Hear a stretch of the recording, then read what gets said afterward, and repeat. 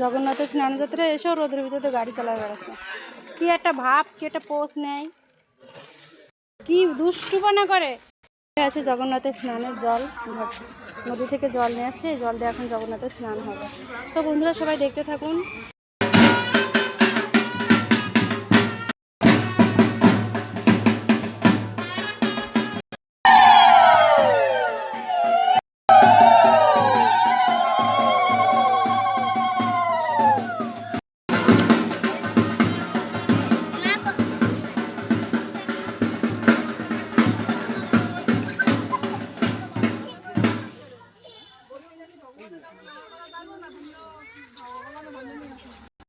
আমরা সবাই জগন্নাথের স্নানযাত্রা দেখুন। শুভকামনা, মঙ্গল হয়। তো আজকের মতো এই পর্যন্ত, সবাই ভালো থাকুন।